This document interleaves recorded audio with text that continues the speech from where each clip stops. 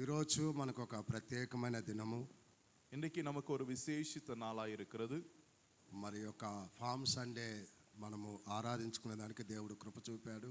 இன்றைக்கு இந்த குருத்தோல ஞாயிறை ஆண்டவர் ஆராதிக்க தேவன் கொடுத்த கிருபைக்காய் ஸ்தோத்திரிக்கிறேன். ఈరోజు మరి ప్రపంచమంతా కూడా దీనిని కొనియాడుతూ ఉంటుంది. உலகம் முழுவதும் கூட இதை கொண்டாடி கொண்டிருக்கிறார். కాబట్టి దేవుడికి మనకు కూడా ఈ మంచి అవకాశం ఇచ్చి ఉన్నాడు. ஆகினால் ஆண்டவர் நமக்கும் இந்த நல்ல ஒரு சந்தர்ப்பத்தை ஆண்டவர் கொடுத்திருக்கிறார். కాబట్టి దేవునికి మహిమ కలుగును గాక. கர்த்தருக்கு மகிமை உண்டாவதாக. మరి ప్రభు యొక్క కృపను బట్టి ఈరోజు దేవుడు మనల్ని ప్రేమించి మనకు ఆయుష్కాలం ఇచ్చాడు. இன்றைக்கு ஆண்டவர் நம்மை நேசித்து ஆண்டவர் ஆயுசு நாட்களை கொடுத்திருக்கிறார். మరి ప్రభువులో మనము జీవించే కాలము ఇప్పుడు చాలా భయంకరమైన కాలము. கர்த்தருக்குள் நாம் வாழுகிற காலம் பயங்கரமான காலமாக இருக்கிறது. మనకి చాలా మరి సువార్త పనిలో కానీ అన్నిట్లో కానీ చాలా ఆటంకాలు ఉన్నాయి. நமக்கு சுவிசேஷ ஊழியத்திலே தேவனுடைய ஊழியத்திலே அநேக தடைகள் இருக்கிறது.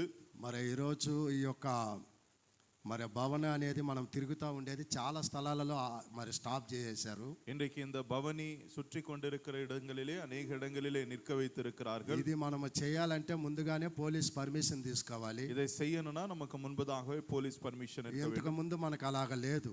இனிமேல் இதுக்கு முன்னாடி அப்படி இல்லாத இருந்தது. కానీ ఇప్పుడు ఇలాంటి ప్రాబ్లమ్స్ మనకు ఉన్నాయి. இப்படிப்பட்ட பிரச்சனைகள் நமக்கு இருக்கிறது. సువార్త పని చేసే వాళ్ళని కొడుతున్నారు. சுவிசேஷ ஊழியம் பண்ணவர்களை அடிக்கிறாங்க. మరి దేవుని సువార్తను ప్రకటించకుండా ఎన్నెన్నో ఆటంకాలు జరుగుతున్నాయి. கர்த்தருடைய ஊழியம் நடக்க முடியாமல் அநேக தடைகள் ஏற்பட்டு கொண்டிருக்கிறது. మరి దీనికంతా కూడా భారతదేశంలో ఉన్న ఆ యొక్క ఏలుతున్న వాళ్ళందరూ కూడా అధికారులు ఎన్నెన్నో ఆటంకాలు మనకు తీసుకొని రావాలని ఎన్నెన్నో ప్లాన్ చేస్తున్నారు. நம்முடைய பாரத தேசத்துல இருக்கிறதான ஜனங்கள் ஆளுநர்கள் இப்படி செய்கிறார்கள். కాబట్టి ఎన్నో చట్టాలు రాబోతున్నాయి ఇంకా మనకి. இனியும் அநேக சட்டதிட்டங்கள் ஏற்ற போகிறார்கள். మరి ప్రతి దానికి ఇప్పుడు వస్తున్న ఈ కానుకలకు కూడా గవర్నమెంట్కి లెక్క చెప్పే స్థితికి ఒక స్కీమ్ తీసుకొస్తున్నారు. எல்லா காணிக்கையும் வருகிற ஒவ்வொரு காணிக்கைக்கும் గవర్నమెంట్కి కనకు ఒప్పించిన ஒரு చట్టத்தை கொண்டு வராங்க. ఆ యొక్క హిందూ మందిరాలలో ఎలాగైతే ఉందో అలాగనే క్రిస్టియన్ మందిరాలలో కూడా వాటిని తీసుకురావాలని వాళ్ళు ప్లాన్ చేస్తూ ఉన్నారు. இந்து கோயில்களிலே எப்படி அந்த சட்டங்கள் இருக்கிறதோ அதே வண்ணமாக கிறிஸ்துவ சபைகளிலும் கூட இந்த சட்டங்கள் ஏற்றப்படுகிறது. కాబట్టి అదే మాదిరిగా ఇప్పుడు బయట నుంచి ఏ స్పాన్సర్స్ వస్తున్నాయి అన్ని కూడా స్టాప్ చేసేశారు. வெளியிலிருந்து வருகிறதான எல்லா ஸ்பான்சர் நிக்க வச்சுட்டாங்க.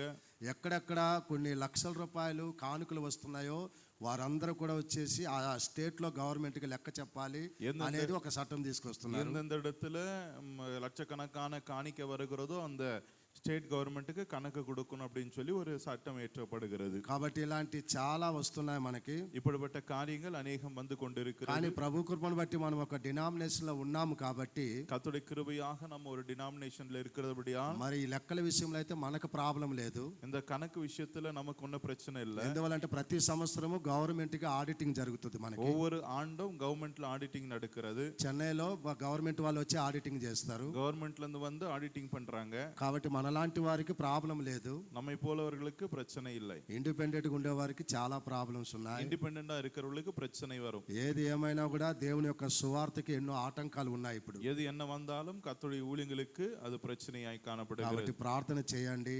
ஆகினால ஜெபம் பண்ணுங்க. మరి దేవుని యొక్క పరిచర్య ఘనంగా జరగాలి. கர்த்தருடைய ஊழியம் கனமாய் நடக்கணும். మరి సేవ చేసే వాళ్ళందరూ కూడా దేవుని కాపుదల కావాలి. கர்த்தருடைய ஊழியம் பண்ணுகிறவர்களுக்கு பாதுகாப்பு இருக்க வேணும்.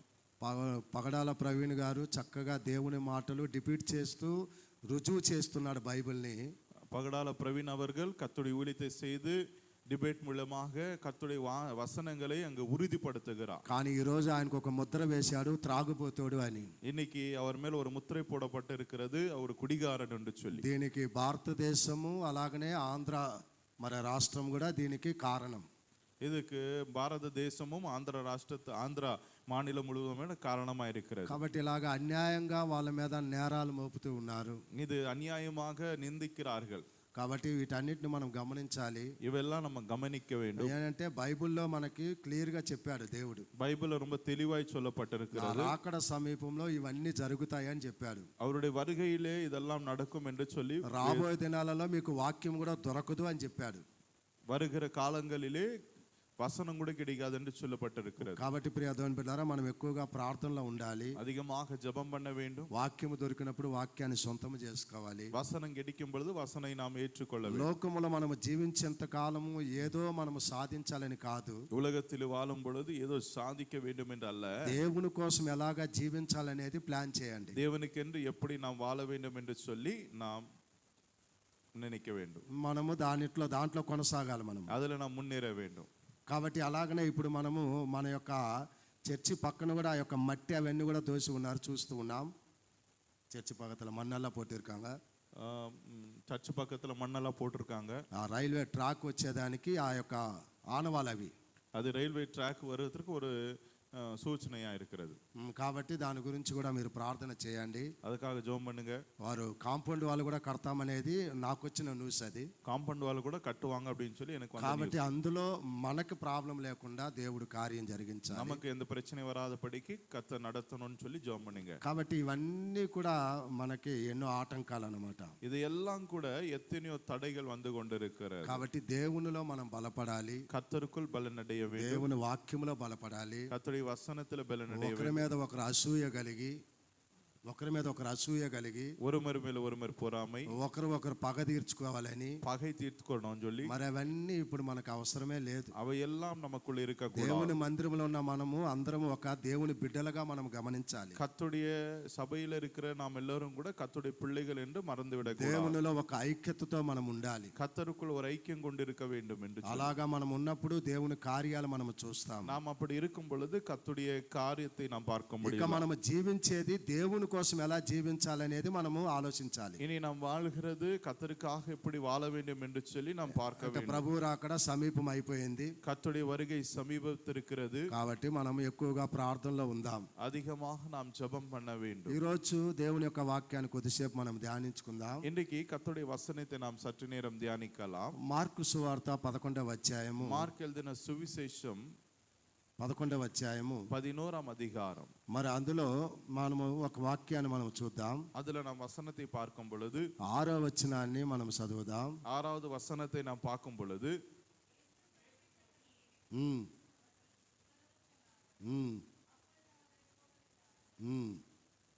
ఎలా దోషం కూడా పడింది.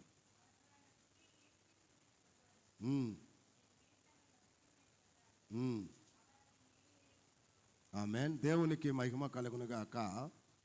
బైబిల్లో మనము చూస్తూ ఉన్నాము, వేదத்திலே நாம் பார்க்கிறவனமாய் మరి ఇక్కడ ప్రభువైన యేసుక్రీస్తు యెరూషలేముకు సమీపిస్తున్న సమయంలో ஆண்டவராக இயேசு கிறிஸ்து எருசலேமுக்கு அவர் போகும் பொழுது బెతానియా అనే ఒక గ్రామంలోకి వచ్చినప్పుడు, பெத்தனியா என்றதான கிராமத்திற்கு வரும் பொழுது అక్కడ ఆయన ఒక శిశువులకి ఒక ఆజ్ఞ ఇచ్చాడు. ఆయన அந்த சீஷர்களுக்கு ஒரு கட்டளை கொடுத்தார். మీ ఎదుట ఉన్న ఒక గ్రామానికి వెళ్ళుడి, உங்கள் எதிரில் இருக்கிறதான கிராமத்திற்கு అందులో మీరు ప్రవేశింపగానే அதுல நீங்கள் பிரவேசிக்கும் பொழுது కట్టబడి ఉన్న ఒక గాడిద పిల్లను కనబడును, கட்டப்பட்டு இருக்கிறதான ஒரு கழுதை நீங்கள் பார்ப்பீர்கள். దాని మీద ఏ మనుషుడు ఎప్పుడూ కూర్చొని ఉండలేదు. அது மேல் ஒருவனும் ஏறினது அல்ல. దానిని విప్పి తోలుకొని రండి, அதை கட்டவிழ்த்து கொண்டு வாங்க.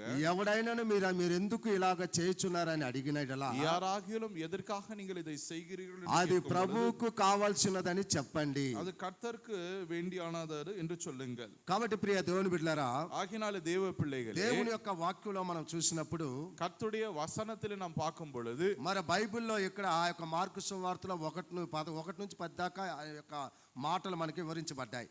நாம் கர்த்தருடைய வசனத்திலே நாம் பார்க்கும் பொழுது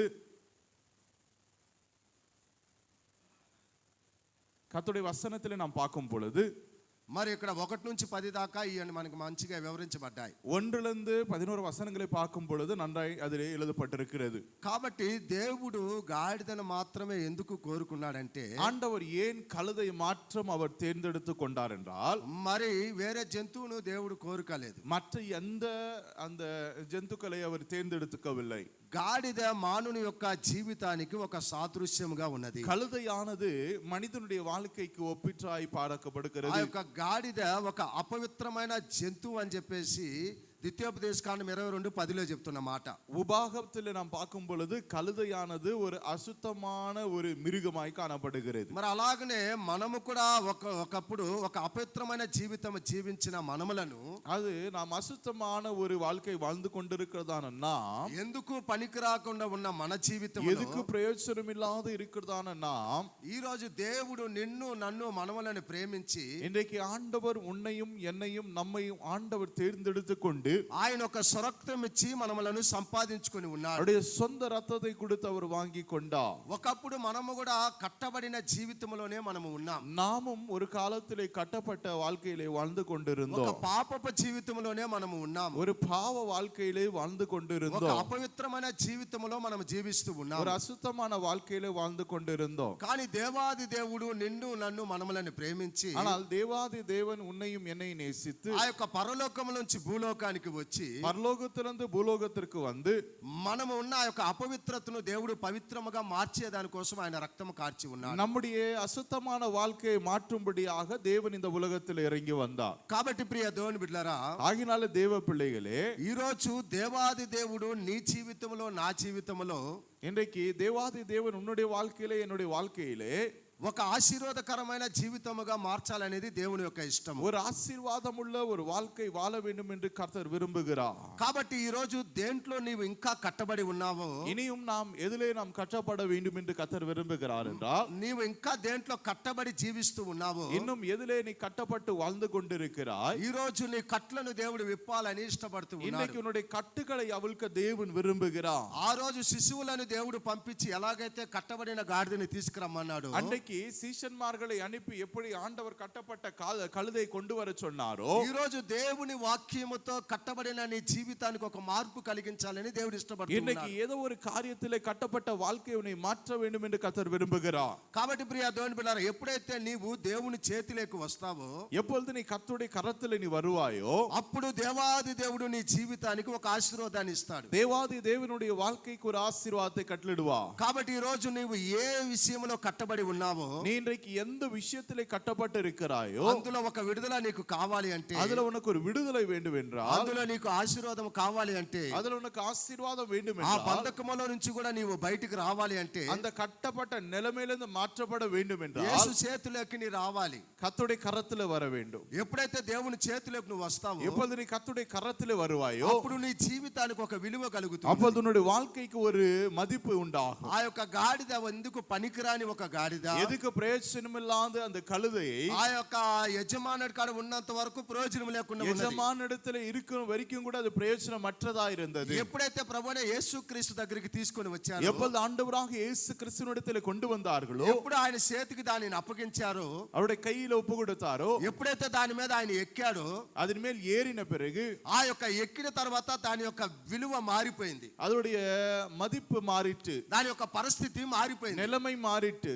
అలాగనే ప్రియ దేవుని బిడ్డలారా, தேவ பிள்ளைகளே, ప్రభువైన యేసుక్రీస్తులో నీ జీవితాన్ని నువ్వు అప్పగించినప్పుడు, ஆண்டவராக இயேசு கிறிஸ்துவுக்கு உன்னுடைய வாழ்க்கையை ஒப்பு கொடுக்கும் பொழுது విలువ లేని నీ జీవితానికి ఒక విలువ కలుగుతూ ఉన్నది. மதிப்பில்லாத உன்னுடைய வாழ்க்கைக்கு மதிப்பு வருகிறது. అపవిత్రతలో ఉన్న నీ జీవితానికి ఒక పవిత్రత కలుగుతూ ఉన్నది. அசுத்தத்திலே இருக்கிற வாழ்க்கைக்கு ஒரு சுத்தமுள்ள பரிசுத்தம் ஜீவியம் வருகிறது. మార్పు లేని నీ జీవితానికి ఒక మార్పు కలుగుతూ ఉన్నది. மாற்றமில்லாத ஒரு வாழ்க்கைக்கு மாற்றம் வருகிறது. ఆ యొక్క గాడిదని తిరిగి యేసు ప్రభువు దాంట్లో సవారీ చేసి, அதன் மேல் இயேசுவானவர் ஏறி பவனி போகிறார். మరి తిరిగి ఆ యొక్క గాడిదని తన యజమానుడికి పంపించేశాడు. மறுபடியுமாக அந்த கழுதை தன்னுடைய எஜமானிடத்துல போகிறது. అది ఒక సెలబ్రిటీ లాగా మారిపోయింది. அது ஒரு செலிபிரிட்டி ஆக போல அது மாறிட்டு. అప్పుడు దాకా దానిని ఎవరు పట్టించుకోలేదు. அது வரைக்கும் அதுல யாரும் கண்டுடல. యేసు ప్రభు ఎప్పుడైతే దాని మీద ఎక్కాడో, இயேசு கிறிஸ்து எப்பொழுது அதன் மேல் ஏறினாரோ, ఎప్పుడైతే యేసు ప్రభు దానిని తాకాడో, எப்பொழுது இயேசு கிறிஸ்து அதை தொட்டாரோ, అప్పుడు దానికి ఒక విలువ వచ్చేసి அதனுடைய மதிப்பு கனம் பெற்றது. మరి తిరిగి ఆ యొక్క యజమానుడి కాడికి పోయిన తర్వాత எஜமானிடத்துல போன பிறகு అనేక మంది వచ్చి ఆ గాడిదని ఒక ప్రత్యేకంగా చూస్తూ ఉన్నారు. அநேகர் அந்த கழுதையுடைய பிரத்யேகத்தை మరి பார்க்கிறார்கள். అనేక మంది దానికి ఒక విలువని ఇస్తూ ఉన్నారు. அதுக்கு ஒரு கணம் கொடுக்கிறதை ఆ பார்க்கிறோம். యజమానుడు కూడా ఒక విలువ அந்த కలిగిపోయింది. எஜமானனுக்கும் ஒரு கணம் பெற்றது. బాగా ఆలకించండి. நன்றா யோசிங்க. లోకరీతిగా ఆ యొక్క లోకముతో ఆ యొక్క యజమానుడి దగ్గర ఆ గాడిద ఉన్నంత వరకు దానికి ఎటువంటి వాల్యూ లేదు. உலக பிரகாரமான எஜமானிடத்துல இருக்கும் வரைக்கும் கூட அதுக்கு எந்த கணம் இல்ல.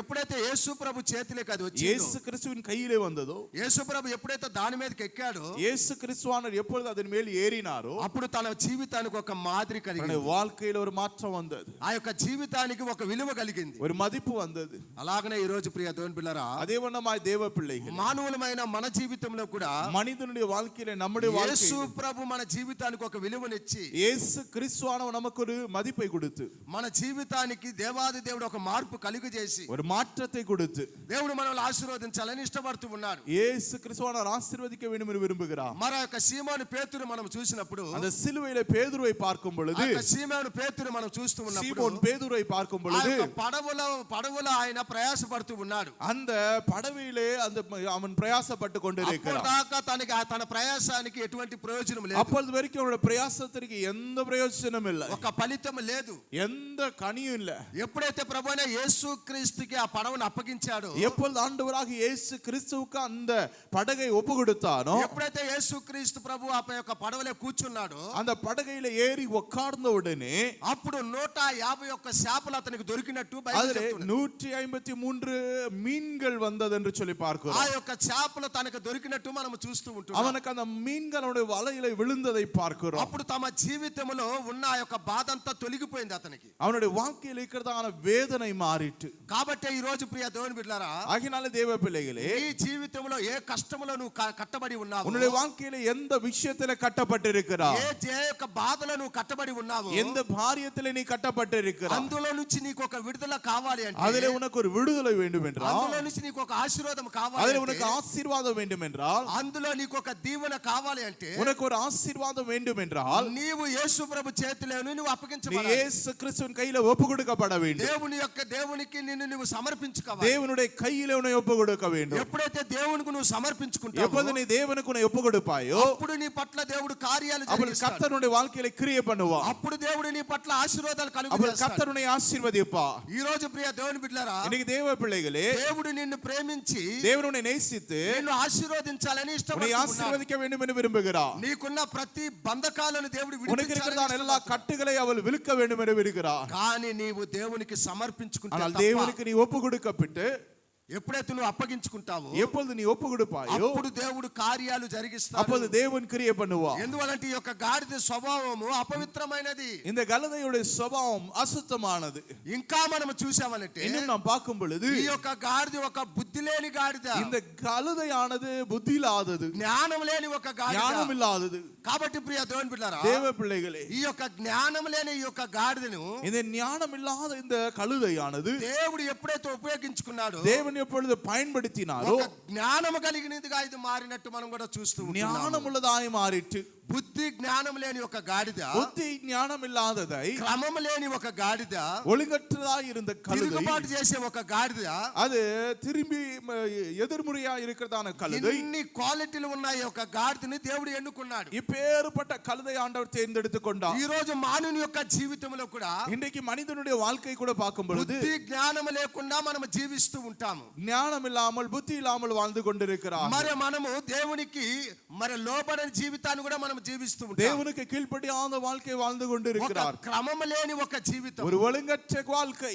ఒక తిరుగుబాటు కలిగిన ఒక జీవితం. எதிர்மறையான ஒரு வாழ்க்கை. ఈ తిరుగుబాటు ఉన్నంత వరకు, இந்த எதிர்மறையான வாழ்க்கை இருக்கும் வரைக்கும் మనకి దైవ జ్ఞానం లేనంత వరకు, தேவ ஞானம் இருக்கும் வரைக்கும் கூட మూర్ఖత్వంతో మనం జీవించేంత వరకు நாம் மூட தன்மையிலே வாழுங்கொண்டு దేవుని యొక్క ఆశీర్వాదాన్ని మనం పొందుకోలేము. தேவனுடைய ஆசீர்வாதங்களை பெற முடியாது. దేవుని యొక్క దీవెన మనం పొందుకోలేము. தேவனுடைய ஆசீர்வாதங்களை பெற முடியாது. దేవుని యొక్క వాక్యంలో మనం చెప్తూ ఉంటుంది. தேவனுடைய வசனத்திலே பார்க்கும் பொழுது మనం తల్లిదండ్రులుగా మనము தாய் தகப்பனா இருக்கோம்னா, మన పిల్లల మాట వినకపోతే, அவருடைய பிள்ளைகள் பேச்சு கேட்கலனா, నీవు గాడిదలాగా ఉన్నావు కదరా అంటాం మనం. என்னடா கழுத மாதிரி இருக்கு அப்படின்னு నీకు జ్ఞానం లేదురా అంటారు. கழுத மாதிரி வாழ்ந்த ஞானம் இல்லையடா, నీకు బుద్ధి లేదురా అంటాం. నువ్వు ஞானம் இல்லையா அவனுக்கு? గాడిద ఎలాగైతే తిరగబడుతుందో అలాగా నువ్వు తిరగబడుతున్నావు అంటావు. கழுதையை போல எதிர்மறையா இருக்கிறியடா. కాబట్టి దేవుడు ఎలాగా పోల్చాడో చూడండి. தேவன் எப்படி ஒப்பிட்டு ఎందుకు దేవుడు గాడిదని ఎన్నుకున్నాడంటే, தேவன் எதற்கு அதை தேர்ந்தெடுத்து கொண்டார்? మానవుని యొక్క స్వభావాలు ఏమైతే ఉన్నాయో கழுதையுடைய சுபாவம் எப்படியாய் అవన్నీ காணப்படுகிறது? కూడా గాడిదలో ఉన్నాయి. அதெல்லாம் அதில் காணப்படுகிறது. కాబట్టి ఈ రోజు మన యొక్క కట్లు విప్పబడకుండా ఉండేదానికి కారణం ఏది అంటే, ஆகினால் இன்றைக்கு கட்டவிழ்க்கப்படாததுக்கு காரணம் என்ன? మనము దీవించబడడానికి కారణం ఏది అంటే, ஆசீர்வதிக்கப்பட முடியாததற்கு காரணம் என்ன? ఈ రోజు నీవు నేను మనము దేవునికి ఇష్టం లేని జీవితాన్ని జీవించ జీవించేంత వరకు இன்றைக்கு நீயும் நானும் நாம் கர்த்தருக்குள் வாழ வேண்டும் என்றுதான்.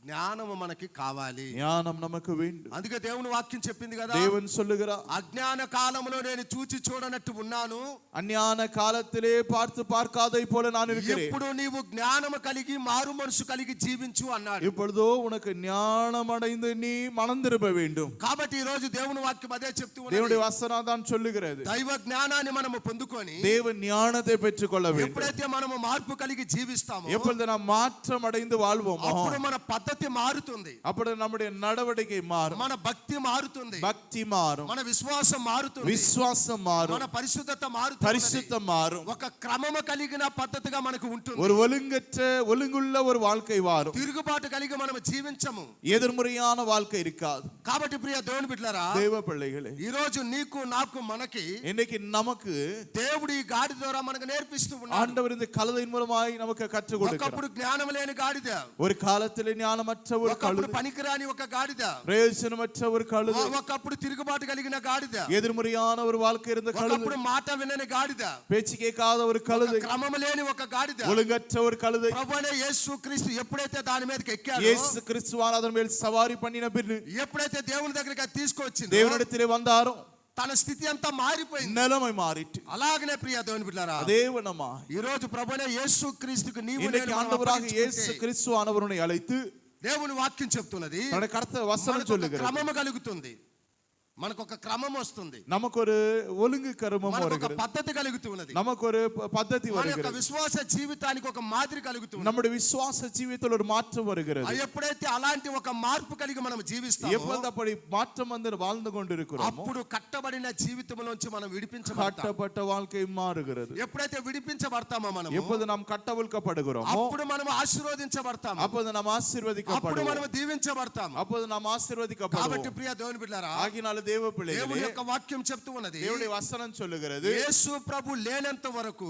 இயேசு கிறிஸ்துவானவர் இல்லாத வரைக்கும் యేసు கூட, ప్రభులో జీవించినంత వరకు, இயேசு கிறிஸ்துவுக்குள் வாழாத முன்னே, దేవుని యొక్క వాక్యం మన హృదయంలో లేనంత వరకు நம்முடைய வாழ்க்கையில கர்த்தருடைய வசனம் మనం வருவதற்கு ఏదో முன்பதாக ఒక విషయంలో కట్టబడి ఉన్నాం, ஏதோ ஒரு விஷயத்திலே கட்டப்பட்டிருந்தோம், ఏదో ఒక పాపములో కట్టబడి ఉన్నాం. ஏதோ ஒரு பாவத்திலே கட்டப்பட்டிருந்தோம். కాబట్టి ఈ రోజు ఇందులో నుంచి నీకు ఒక విడుదల కావాలి అంటే, இன்றைக்கு இதுல இருந்து நமக்கு ஒரு விடுதலை வர வேண்டும் నీ என்றால், కట్లు విప్పబడాలి అంటే, இந்த கட்டவிழ்க்கப்பட வேண்டும் ఇప్పుడు என்றால், యేసు దగ్గరికి నువ్వు రావాలి, இயேசுவுக்கு அருகிலே நீ வர வேண்டும், దేవుని చేతులకు నిన్ను నువ్వు தேவனுடைய అప్పగించుకోవాలి, கையில உன்னை ஒப்பு கொடுக்க வேண்டும், దేవునికి నీ జీవితాన్ని సమర్పించుకోవాలి. தேவனுக்கு உன் வாழ்க்கையை ஒப்பு கொடுக்க బైబిల్లో வேண்டும். మనం చూసినప్పుడు பைபிள்ல நாம் பார்க்கும் பொழுது మత్తయి సువార్త மத்தேயு எழுதின 8వ சுவிசேஷம் అధ్యాయము 8ஆம் அதிகாரம் 1వ వచనం నుంచి మనం చూస్తే 1ஆம் வசனத்திலே பார்க்கும் பொழுது, చదువుదాం దేవుని యొక్క వాక్యం. வாசிங்க அந்த வசனத்தை. ఆ, ఉమ్, ఆ, ఆ, ఉమ్, ఉమ్, ఉమ్, ఉమ్, ఉమ్, ఉమ్, ఉమ్, ఉమ్, ఉమ్, ఆ, ఉమ్, ఉమ్, ఉమ్, ఉమ్, ఉమ్, ఉమ్, ఉమ్. చాలు, దేవునికి మహిమ కలుగును గాక. தேவனுக்கு மகிமை உண்டாவதாக. మరి ఇక్కడ ఒక వ్యక్తిని మనము చూస్తూ ఉంటున్నాం. இங்கே ஒரு மனிதனை நாம் பார்க்கிறோம். మరి ఇతను ఒక కుష్ఠరోగం కలిగిన ఒక వ్యక్తి. இங்கே குஷ்ட வியாதி உள்ள ஒரு மனிதன். మరి తమ యొక్క జీవితంలో శరీరంలో మనము చూసినమంటే அவனுடைய అతను வாழ்க்கையிலே ఒక రోగముతో ఉన్నాడు. அவனுடைய சரீரத்திலே ஒரு வியாதினால் அவன் கட்டப்பட்டிருக்கிறான். ఇప్పుడు ఈ యొక్క కట్లు విప్పబడాలి, அவனுடைய கட்டவிழ்க்கப்பட வேண்டும். ప్రభువైన యేసుక్రీస్తుకి దగ్గరికి రానంత వరకు వారు కుష్ఠరోగి. இவன் இயேசு கிறிஸ்துவின் அருகிலே வருவதற்கு முன்பதாக இவன் ஒரு வியாதியஸ்தரன். యేసుక్రీస్తును కలవనంత వరకు అతను ఒక కుష్ఠరోగి. இவன் தேவனை சந்திப்பதற்கு முன்பதாக இவன் ஒரு அசுத்த வியாதி உள்ளவன். అతను ఒక రోగి అనేది మనము చూస్తూ அவன் ఉంటాం. ஒரு அசுத்த வியாதி உள்ளவன். తమ జీవితంలో సంతోషం లేదు, அவனுடைய வாழ்க்கையிலே சந்தோஷம் తమ இல்லை, జీవితంలో ఆనందం లేదు, ஆனந்தம் இல்லை, తమ యొక్క శరీరంలో ఆరోగ్యం లేదు, சரீரத்தில் ஆரோக்கியம் இல்லை, మరి అనేక మంది చేత విసర్జించబడిన వాడు, அநேகரினால் தள்ளப்பட்டவன். ఆ యొక్క గాడిదను చూసినప్పుడు ఎలాగైతే ప్రజలు విసర్జిస్తారు, அந்த కழுதை பார்த்து எப்படி தள்ளப்பட்டதோ ఎవరు ఇష్టపడరు ఆ గాడిద, யாரும் விரும்பவில்லை அந்த கழுதை. అలాగనే ఇక్కడ ఈ యొక్క కుష్ఠరోగిని కూడా ఎవరు ఇష్టపడరు. அதே வண்ணமாய் குஷ்டமுள்ளவனை யாரும் விரும்புவதில்லை. తన ఇంటిలో ఉన్నవారే తనని విసర్జిస్తారు, தன்னுடைய வீட்டுல உள்ளவர்களே அவனை தள்ளிவிட்டார்கள். తమ గ్రామంలో ఉన్నవారే వారే తనను విసర్జిస్తారు. அவனுடைய சொந்த பந்தமே அவனை தள்ளிவிட்டது. ఎవరు కూడా తన దగ్గరికి వచ్చేదానికి யாரும் ఇష్టపడరు. அவனிடத்தில் வருவதற்கு விருப்பதில்லை. కానీ ప్రభువైన యేసు క్రీస్తు దగ్గరికి వచ్చినప్పుడు, ஆண்டவராகிய இயேசு கிறிஸ்துவினிடத்தில் வரும்போது అక్కడ దేవుణ్ణి అంటూ ఉన్నాడు, தேவன் சொல்லுகிறார், అయ్యా ప్రభువా, ஆண்டவரே నీకు ఇష్టమైతే, உனக்கு இஷ்டமானால், అయ్యా నన్ను శుద్ధినిగా మార్చు అంటూ ఉన్నాడు. ஆண்டவரே உமக்கு சித்தமானால் என்னை சுத்தமாக்கும் என்று அவன் விரும்புகிறான். అందరూ వదిలిపెట్టేశారు, அதெல்லாம் விட்டு விட்டார்கள், అందరూ విసర్జించేశారు. எல்லாரும் கைவிட்டார்கள். కానీ ప్రభువైన యేసు క్రీస్తు, ஆண்டவராகிய இயேசு கிறிஸ்துவானவர், నాకు ఇష్టమే, எனக்கு சித்தம் உண்டு, నిన్ను శుద్ధిగా చేసేదానికి నాకు ఇష్టము అన్నాడు. உன்னை சுத்தமாக எனக்கு சித்தம் உண்டு.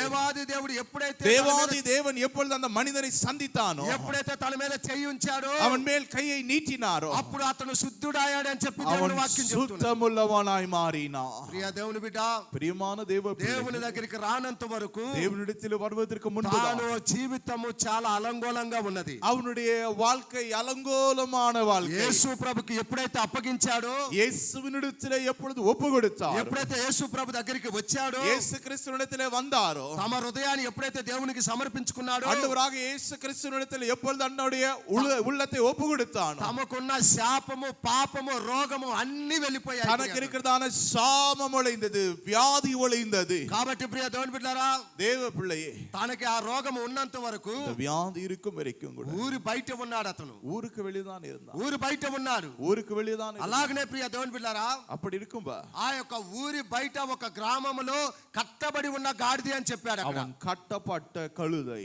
అది కూడా ఊరికి బయటే ఉన్నది. அது ஊருக்கு வெளியதான். దానిని ఎవరు కూడా దగ్గరికి చేర్చుకోలేదు, அது யாரும் கிட்ட சேர்க்க, దానిని ఎవరు కూడా ఇష్టపడలేదు. யாரும் இஷ்டப்படவில்லை. అందరూ విసర్జించబడిన ఒక జంతువుగా అది ఉన్నది. எல்லாரும் தள்ளப்பட்ட ஒரு இடமா இருக்கிறது. అలాగనే ఈ యొక్క కుష్ఠరోగి కూడా அதே வண்ணமா இந்த குஷ்டி வியாதி దూరముగా ఉన్నాడు. தூரமா இருக்கிறார். కానీ ప్రభువైన యేసు క్రీస్తు ஆண்டவராக இயேசு கிறிஸ்து ఎప్పుడైతే తనను తాకాడో, எப்பொழுது அவரை தொட்டார், ఎప్పుడైతే దానికి వారికి స్వస్థత ఇచ్చాడో, அதுக்கு சுகம் கொடுத்தார். ఊరు బయట ఉన్న అతను ஊருக்கு வெளியே இருக்கிறவன் ఊరు లోపలికి తీసుకొచ్చారు. ஊருக்குள்ள வந்தா, ఊరు లోపలికి తీసుకొచ్చారు. ஊருக்குள்ள வந்தா, ఏ జనమైతే తనను విసర్జించారో, எந்த ஜனம் அவனை ఏ தள்ளினதோ, బంధువులైతే తనను విసర్జించారో, சொந்த பந்தங்கள் தள்ளி వారందరూ దగ్గరికి వచ్చి చక్కగా పలకరించే స్థితి అక్కడికి మారిపోయింది. அவர்கள் எல்லாம் அவனுக்கு